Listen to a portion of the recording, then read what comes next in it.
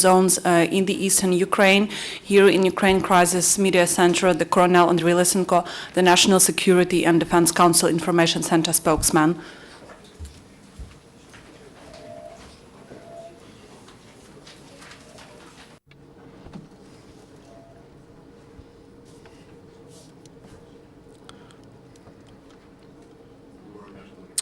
Good afternoon, dear colleagues. Ukrainian authorities do everything possible to support civilians in the area of ATO on the territory which is temporarily under the control of terrorists. President of Ukraine Petro Poroshenko initiated international mission of humanitarian assistance to Donbas region where, because of terrorists, they destroyed infrastructure and they destroyed the system of providing important things for Ukrainians, and humanitarian assistance will be done according to international and legislation of Ukraine and approaches that are used by by Committee of Red Cross and shared by Ukraine and the international community. Yesterday, there was a conversation between the President of Ukraine and President of Red Cross International, Peter Maurer. And he told that the Red Cross is ready to give that mission all its possible support. And the organization takes for itself to solve all logistic issues as to an international mission. Peter Maurer informed President Poroshenko to send a lead a chairman of Red Cross, regional Red Cross, and the representatives of the Red Cross emphasized that such assistance can be only under the condition of complying with the basic principles of this organization, neutrality and independence, and excludes any military escort. That's why there could not be any conversation about any convoy to humanitarian assistance. And now we will show the video that Russian Federation is preparing its own its own convoy. They paint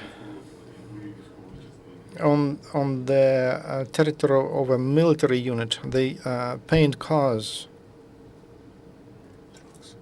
trucks.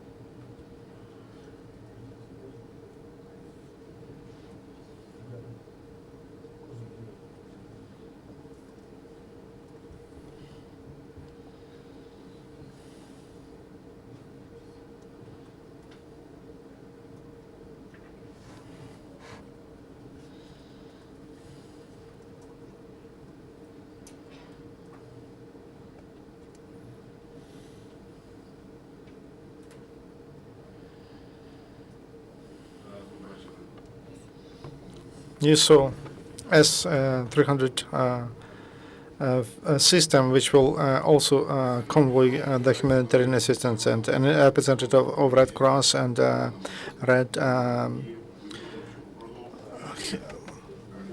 He told that activists of Red Cross will assess needs of people, civilians in the area of conflict in the eastern Ukraine. Humanitarian mission will be done only after that assessment. The initiative of the President Poroshenko as to humanitarian mission was supported by President of Euro Commission Jose Manuel Barroso. He believes that this mission should be done according to international law. Barroso informed that the EU is ready to invest 2.5 million euro for humanitarian assistance to Ukraine, and that issue was discussed with the President of the US, Barack Obama. As to military activities in the area of the conflict, advances of ATO forces brought to weakening positions of militants and pushing out terrorists to the territory of Lugansk region. The main point they chose Andriy district. And if there is an advance of Ukrainian forces, that allows them to flee to Russia. Under the control of ATO took under the control the road and the highway which unites Horlivka and Donetsk. And in such a way, militants are cut off of Horlivka are cut off from main forces. Main big forces of militants are concentrated in Shakhtarsk, Mospinому, Snizhnym, and Zughrese. There is intensive intelligence before advance, and there was a great raid for 470 kilometers done by paratroopers of Brigade 95. They destroyed 3 block posts and a lot of gunmen and equipment. They covered a group of terrorists that were moving from Horlivka, and from airstrike to they destroyed mobile and missiles system not far from Suhodolsk. During the last day, ATO forces had 24 engagements with terrorists in near Stepanivka, Krasny Yar, Debaltsevo, Donetsk, Semenivske, Uspenka, Starobesheva, Vilhova, Petrivka, Andriivka, Sevru, Mohyl, and Podluhansk. Russia continues to supply weapons and mercenaries through temporarily uncontrolled parts of Ukrainian border. From Russian Federation, there were 4 strikes upon forces of ATO and the Volograd's units. Yesterday, from 8:35 to 21:45, they were making strikes on Volograd's unit near Krasnotalivka. There were 40 strikes, artillery strikes, and from Russian village, Manotsky, they were shooting at our block post, which is not far from Kamyshine in Ukraine, at around 2 o'clock in the morning. Because of mortar strikes, there was shooting from mortars to border crossing point Uspenka, and they destroyed it, they damaged it, and communication lines were also damaged. And today, at midnight, from Russian Federation, they were making strikes against the block post of National Guards near Uspenka from Grad system. Yesterday at 2 o'clock, terrorists was shooting at patrol of Ukrainian patrol. And the attack was they were pushed back, kicked back, and before using mortars and artillery, there is usually intelligence. Yesterday, there was a drone near border crossing point Krasnotalivka, and it was 2 kilometers high, and at 9:21:30 and near Milo, there was a Russian helicopter, Mi-24, that moved on the latitude 200 meters in the direction to Cherkova and Milo, Ukraine. Ministry of Foreign Affairs of Ukraine on the 11th of August, in its statement, told to Russia that about massive artillery strikes using howitzers and missile system Grad and mortars against positions of armed forces of Ukraine near Avrosivka and Uspenka, Donetsk region, Blovodsk, Derkulske, Ivanivka, Krasnotalivka, Milove, Stanichna, Luhansk, Luhanivka in Luhansk region, and also upon villages Vasilivka, Ilinka, and Yakovo in Petropavlovka in Luhansk region. Because of those strikes, there are casualties. And there is a crying fact, that hundreds of residents of Stepanivka, Donetsk region, they are now without a roof because of the strike on the 10th and 11th of August from territory of Russia. And they used Grad system. During the last week, Ukrainian border guards, there was more than 13 times they were making strikes against Ukrainian border guards, and there were 9 times the Russian helicopters abused the border of Ukraine.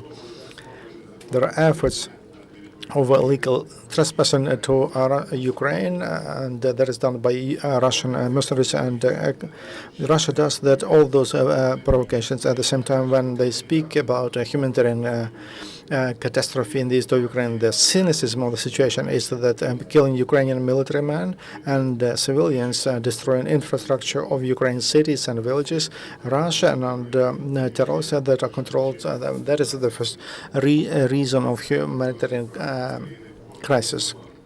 Ministry of Foreign Affairs protested categorically and demanded from Russia to stop aggressive actions against Ukraine. That would be the best input from Russia into into the solution, and it would allow Ukrainian authorities to start rebuilding and social rehabilitation of the region. As to the situation in villages in the area of the conflict, we informed you about the strikes against upon the prison. 31 inmates were wounded, one of them died, and 71 ran away, but more than 42 came back to the prison. They refused to fight on the side of terrorists. State employment source helps to find IDPs. Information education is done in employment centers at the place where they are located temporarily, and also on the routes where they on train stations and bus stations in liberated towns. Military psychologists work with people who were under conditions of engagement. Education done by psychologists that allows to save Ukrainian people from Russian propaganda. As to international support, representative of State Department Mary Harry Hart, the U.S. She told about the concern of of Washington that there is a high probability that Russia can invade Ukraine, and they told that it's impossible without any humanitarian should be only at the agreement of Kiev. And she blamed militants for destroying infrastructure, water, and energy systems. In the east of Ukraine, the government of Ukraine decided to join sanctions of EU against Russian economy. The head of Foreign Affairs Ministry of that country, Bergo Brand, told, and Norway is not a member of EU. Now your questions, please. The question is about humanitarian help. You showed us the video at which we saw that military trucks are just repainted white. How this corresponds with the norms of transporting humanitarian cargoes, and will we accept this convoy? You also said that there's battery S-300 in this convoy. What's going to happen to this battery when it comes to the border? Will we allow it into the Ukrainian territory? And do we know the route? As far as the route is concerned, we don't know it yet.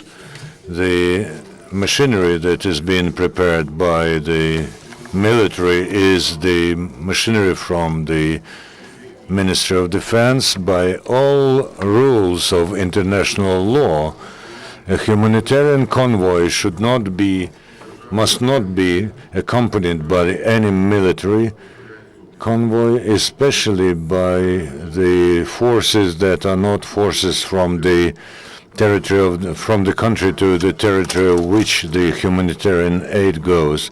Within a week, the inspectors of the Red Cross have to define the needs of the eastern region of Ukraine, and only after this assessment, the provision of humanitarian aid will be organized. As far as the convoy is concerned, where and when it will move. The matter is that in the world now quite a lot is moving, and the norms of international law work. No one canceled them. And one more thing. There are special requirements for the reception of humanitarian cargo. It specifies the Ukrainian-controlled border crossing point, humanitarian cargo should be accompanied by the representatives of the Red Cross. And third, until the decision is adopted as for the quantity, the destination, and the route of humanitarian cargo, it won't appear in Ukraine. But we know that donor countries, including Russia, have agreed to provide humanitarian help. Do I understand correctly that if this convoy, the repainted one, will approaches the border of Ukraine, it won't be allowed into Ukraine? This convoy is not a certified convoy. It is not certified by the International Committee of the Red Cross. Another question in English. The Washington Post. You just said that this isn't a certified convoy from the Red Cross. Leonid Kuchma made some statements today in which he was saying that he expected that a convoy from Russia would pass through Kharkiv and then pass onward to Luhansk. Is this the same convoy that's currently moving in Russia, or are there two different sets of aid? And did Russian authorities communicate anything to Ukrainian authorities before the convoy started moving this morning?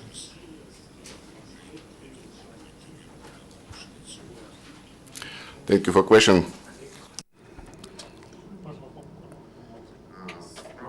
The matter is that the route of the convoy that will be moving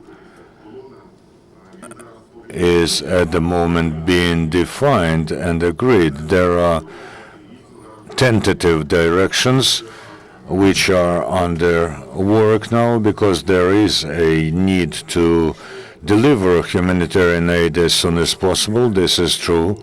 But the convoy which is not certified, you may compose 40 convoys, but while they are not certified, not a single will cross into Ukraine. Mr. Charlie will tell you more and in more detail during the next briefing about this. Who will decide the route of the movement of the convoy? For instance, Mr. Kuchma said it will move through Kharkiv region, but what's in reality? And how will the convoy be examined technically to preclude any surprises? I'm not prepared to tell you about the technical side of the issue, but the crossing point is being decided by the authority. They are analyzing all the suggestions worked out by international experts and working groups, and the most acceptable option will be approved, and the humanitarian convoy will enter through this crossing point. My question is not quite about humanitarian convoy, but it is rather different. Look, how at the moment the statistics is being collected about those who are killed in the anti-terrorist operation. There's an information that there are many more killed in action than the official statistics says us. Or is it just a natural process which will later be clarified? Thank you. The official data is the official data. They reflect the picture which is there in reality. We get all the data from ministries and departments whose personnel is taking part in the anti-terrorist operation. This is true data, and you can check it. You may check it. But the data about the bigger quantity of wounded and killed is an element of information war that's been waged against Ukraine in order to intimidate the population of Ukraine and also raise the combat spirit of the militants. I was curious if you could comment on the status of the so-called green corridors for civilians in the Luhansk and Donetsk regions. Are they open? Are they working 24/7? What's the status of them right now?